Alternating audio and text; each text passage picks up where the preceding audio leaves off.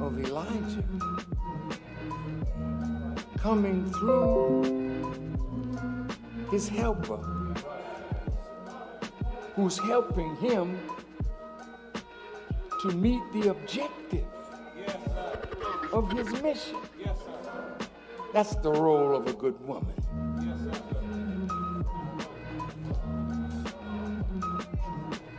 So I'm telling you, sisters, ask a man,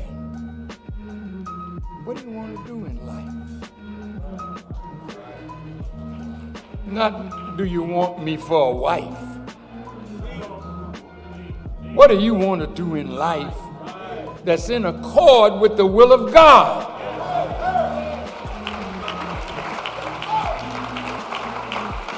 And if that man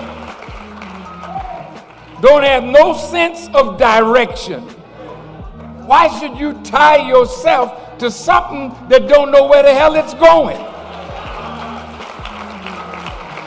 Sometimes it's better to be by yourself than with a no good woman or a no good man. Now look at this.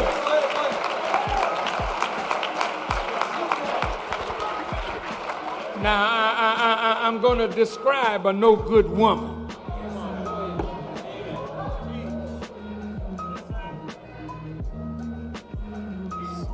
There's no such thing. The Honorable Elijah Muhammad said of a no good woman. But every woman that is no good was made no good by a no good man.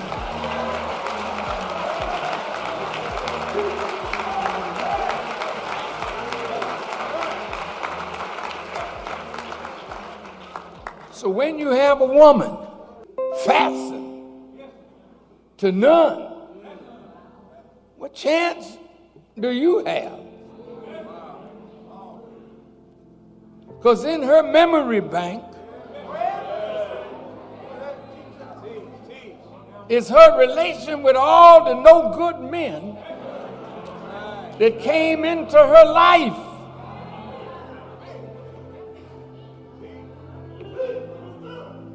Damn, you better find out if you fit. Because with a bad experience, she's not easy to get along with. Because she keeps remembering.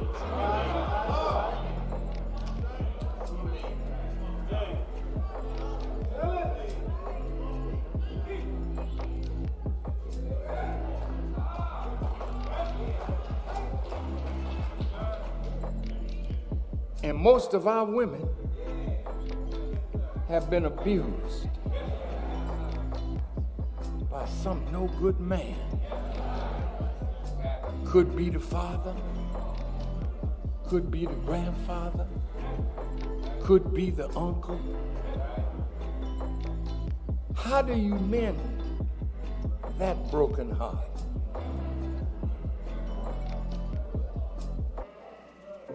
How do you fix a woman that has been desecrated? Only God. Listen to me good. Don't look for a man.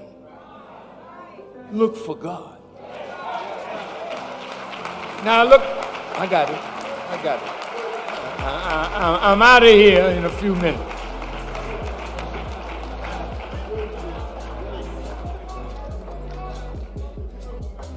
It's your relationship to God that will be sufficient for you when you think you've been left alone.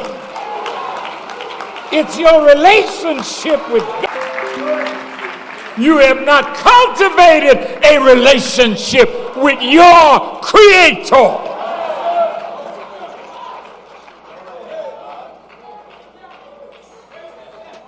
And the man in your life is not him. then how do you compensate?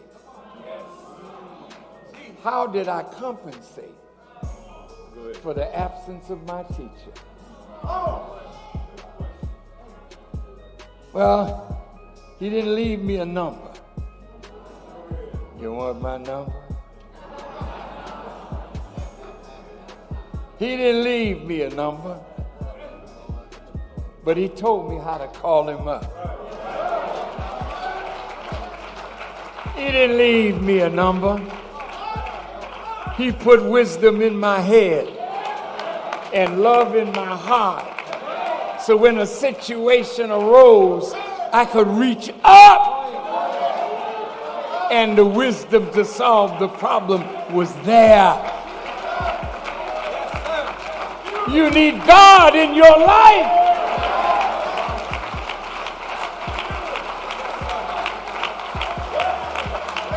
So those of you that don't have the requisite man,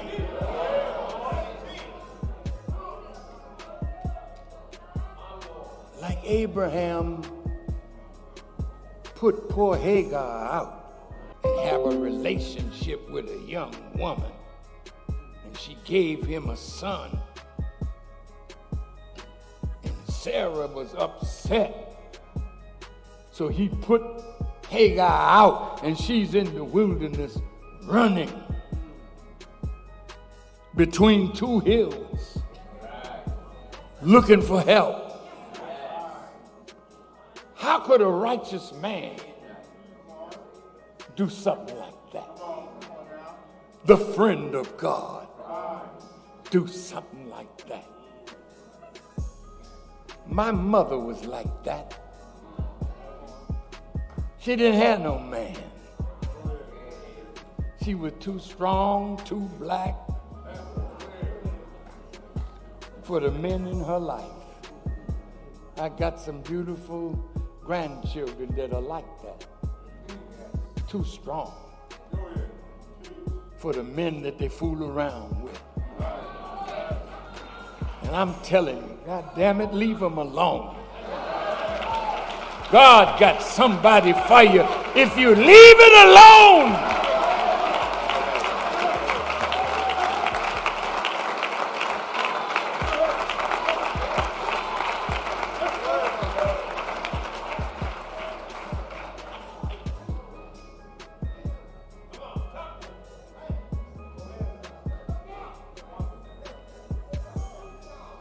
My mother was in the wilderness, like Hagar. My dad, all right. He was married before he married my mother. And I have a brother. He passed away, but he presented me with a baby picture of my brother.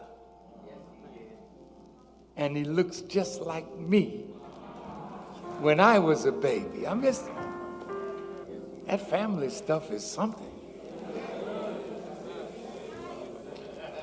And my mother's name, she always used May, short for Mary. But on the birth,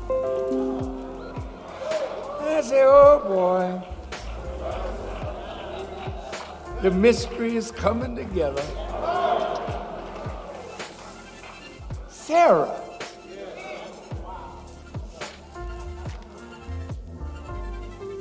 Put that woman out. Hagar. Why, God, did you have her running in the wilderness with her child, looking for help? So David, in the Psalms of David, I will lift up mine eyes unto the hills. But it should be, period. I will lift up mine eyes unto the hills. Then the next part of it is, from whence cometh my help? Where's my help coming from? Where can I turn for help? And the answer is, your help cometh from who? The Lord.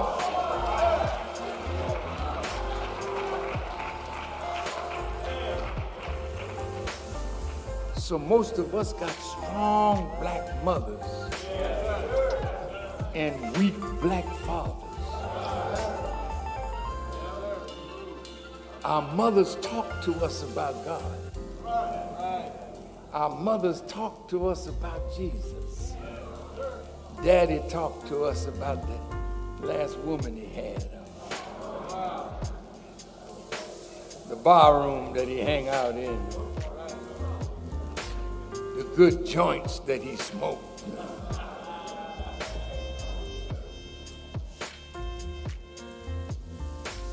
My daddy was a Rolling Stone.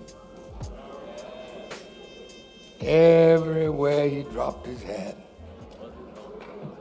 it was the house that never became a home.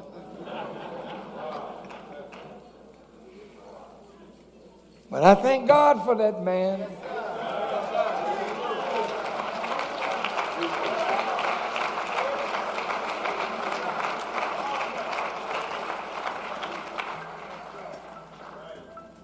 In the Bible, there's nothing about Joshua's father.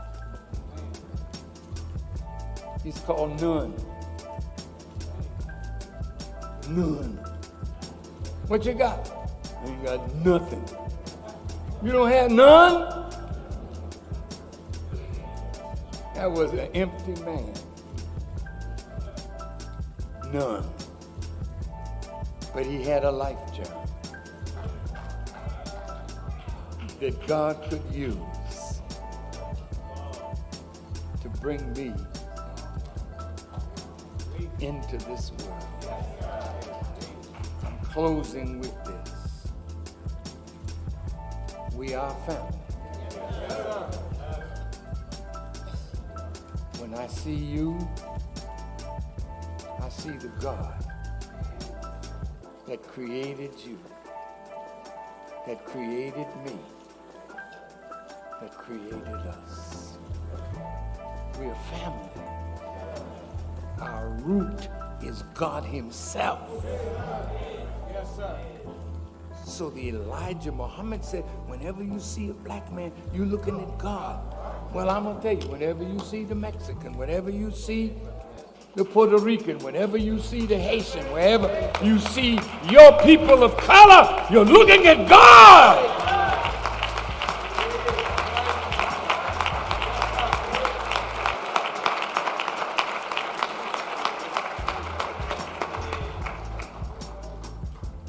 So how do you act when you look at God? They say that, how can you love God whom you've never seen and hate your brother that you see every day? It's you. You're a great people. Yes, sir. It's you. You're a wonderful people. It's you. You are God's people. But God deprived you, sisters, of a good husband so he could be your husband until we produced a husband fit for you.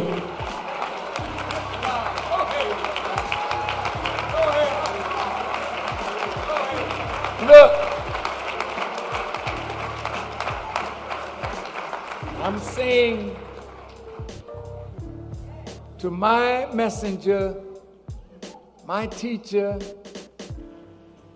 my husband. Go ahead. He looks out for me. I'm in the wilderness by myself, but he looks out for me. That's why I could tell Sister A.T., I don't want the charity. Yes, sir. Not that I don't need it. I do need it. But the believers take good care of me.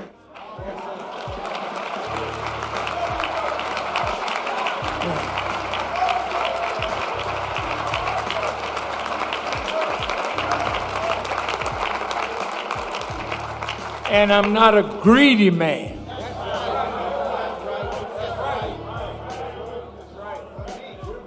So I love what she did and what you all did with her.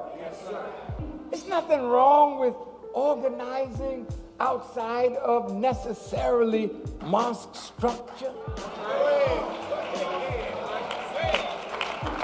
A mosque is a mosque. A nation is a nation. And wherever we are, the nation is.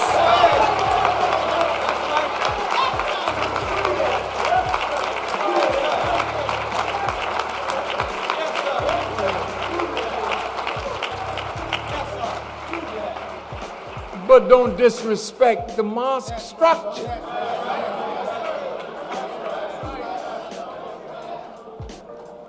Because that's how we got to where we are. It will get better when better people are in position. It will get better if you seek assistance through patience and prayer. It will get better when the right minds come that want to be wedded to Jesus the Christ.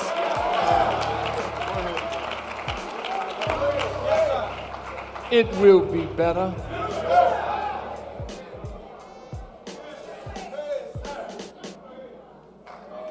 So where there are 2 or 3 of you gathered together in my name, there I am also in the midst of you. So this family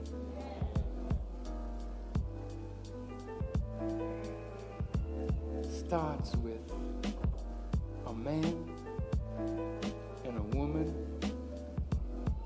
God and love. That's all you need.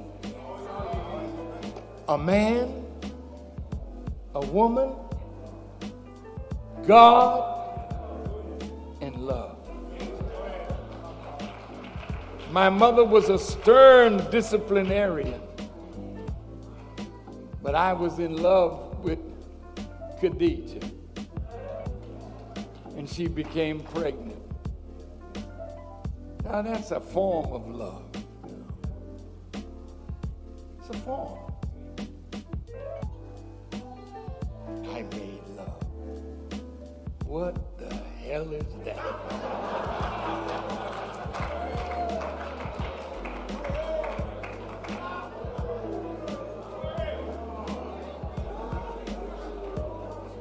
Wait a minute.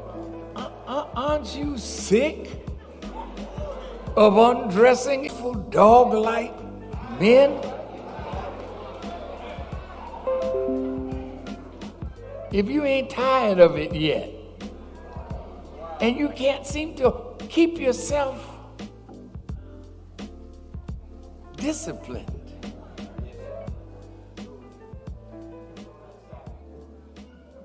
teach on what? Sagging? Oh, yes. That's an invitation to their behinds.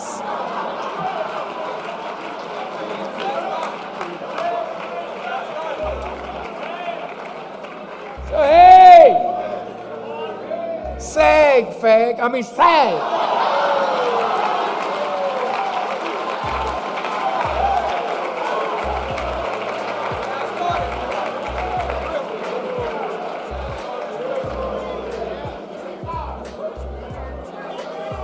But it's a style. What kind of style? Where your pants are below your underwear and the crack of your behind is seen through your underwear. That's an invitation. You want my number?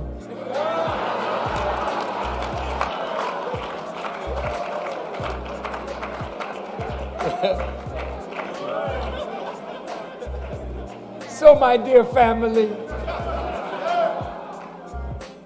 I'm so pleased to be among you. I am so thankful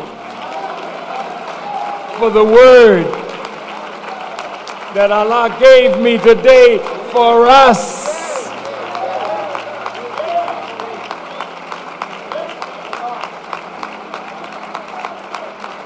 So when you leave here today, I think we should seek refuge in Allah. He's the answer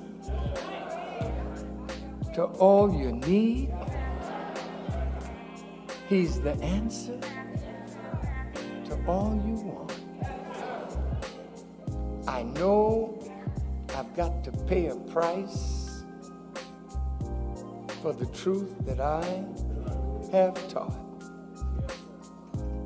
I said to Mr. Trump last week, you have to let us go. And after I said that, I said, well, the forces of nature that are going to intensify after you hear this message.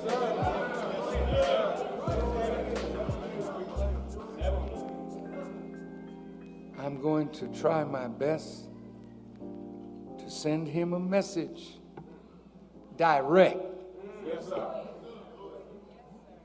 so that he will know what's happening to America from God. Because the God is angry and he has come to fight the enemy for our liberation. So he's not going to let no foreign enemy take this down. He has come to do that himself. These words will be closed with, no associate has he. Wait, but he does have associates. But not what we ascribe to him. He associates with his angels. He brings his prophets into association. Not to be worshipped, but what we put up as objects of worship, you have made an associate to God. He has none, except ones that he chooses. Now, he chose Elijah Muhammad as his associate. Associate how? He breathed into him the wisdom that would allow him to be the Son of Man that produced rain, hail, and he, Elijah, breathed into me that I could use the word to open the eyes of the blind, make the dumb speak and the deaf hear, and to cleanse the leper and raise the dead to life. No one can do that but God. And no one can destroy the enemy but God. So when a man comes that has those powers, then that man is possessed with the indwelling spirit of God. So the God came with two hats, and he had to prepare two men to wear those two hats, but he got his own hat.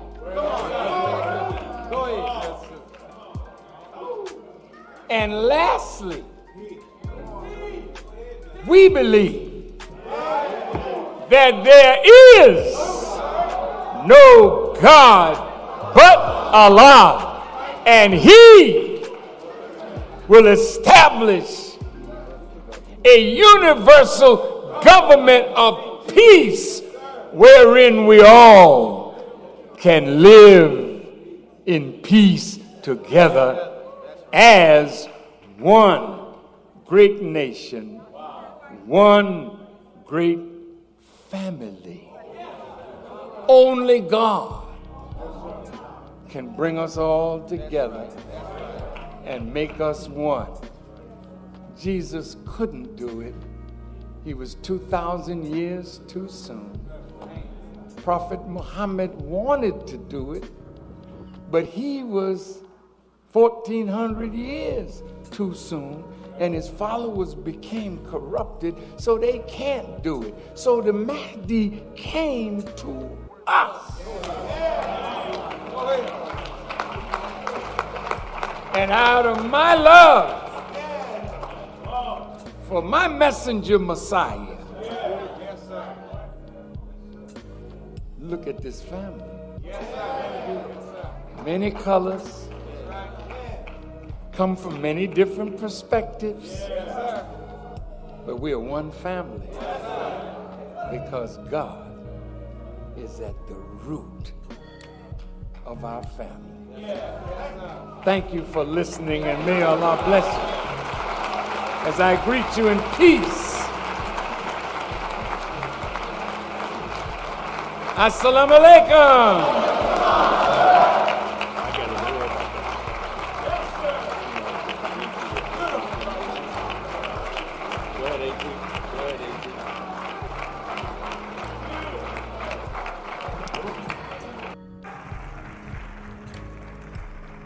In the name of Allah, the Beneficent, the Merciful,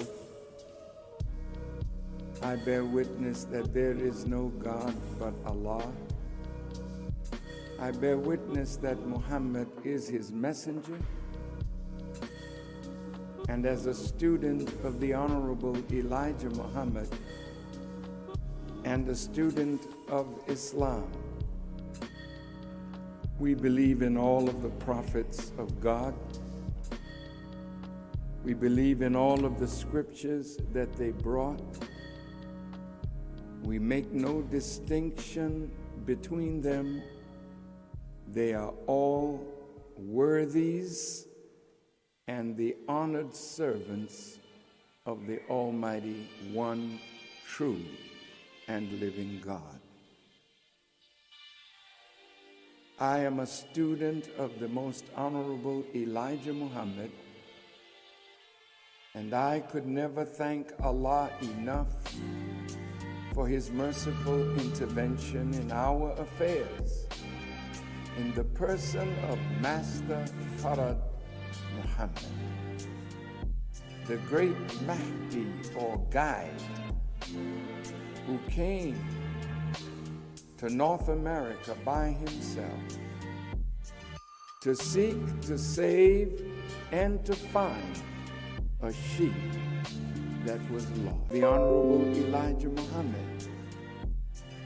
And we thank him for his wise choice of the city of Detroit to make his appearance in the world, in this part of the world.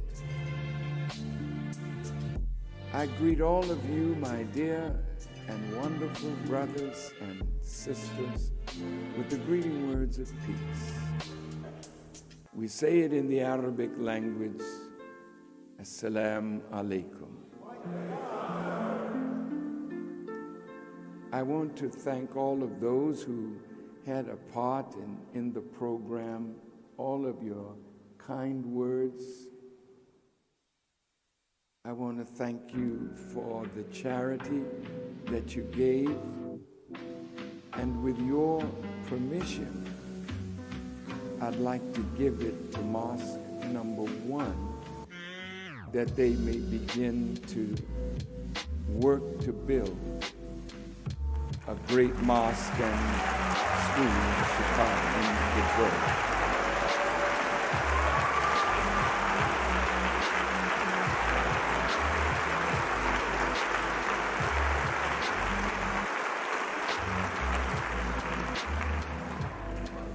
There's a scripture that says, money answereth all things.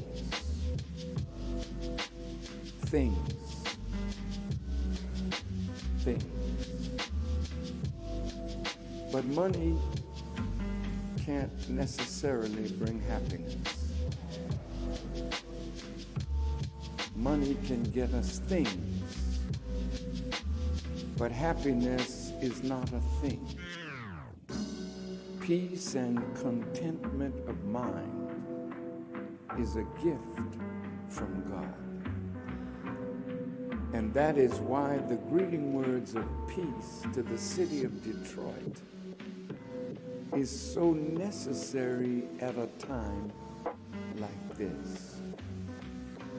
But if we in Detroit understand the value of this city and the value of our presence in this city, then money will answer some of the things that we need to own the city that we love.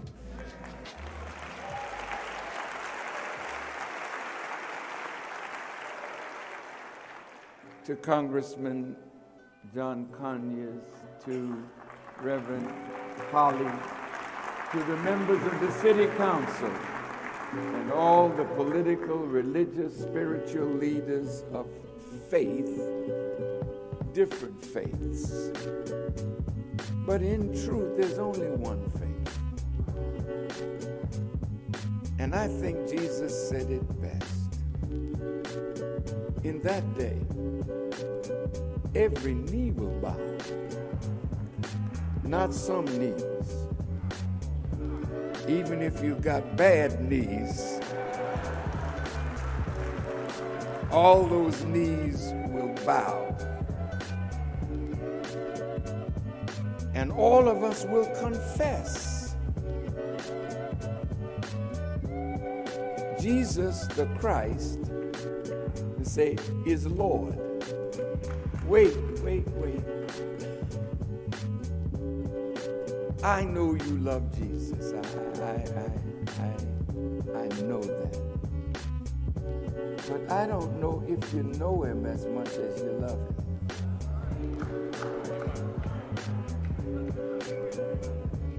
Because if we knew Jesus, really knew him, there wouldn't be no need. There wouldn't be no need for us to be arguing over who's managing the city. No, we manage it in his name.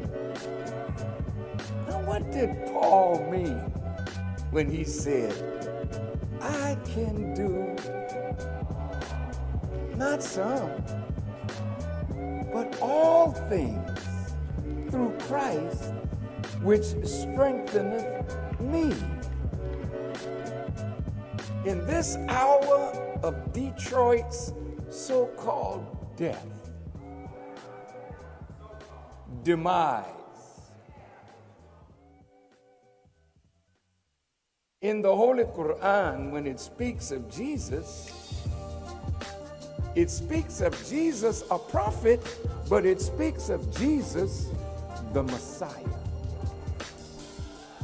And there's a big difference between Jesus, the prophet, and Jesus, the Messiah. Jesus, the prophet, could not contend with the God of this world. None of the prophets could, because it takes a God to set down a God. Satan is the God of this world. Jesus is the representative of the God of the next world that is now present in this world. Now let's wait.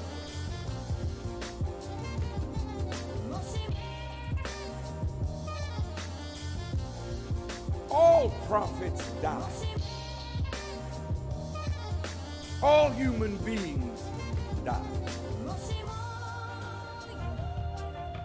The Messiah's coming is after the working of Satan. So Jesus 2,000 years ago was 2,000 years ahead of time to bring in the kingdom that he represented. So the Honorable Elijah Muhammad taught us that he gave his life for the truth that he taught, that his name would be remembered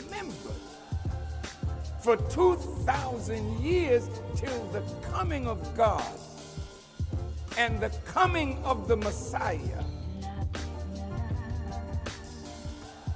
who would come in his name. Now you think about that.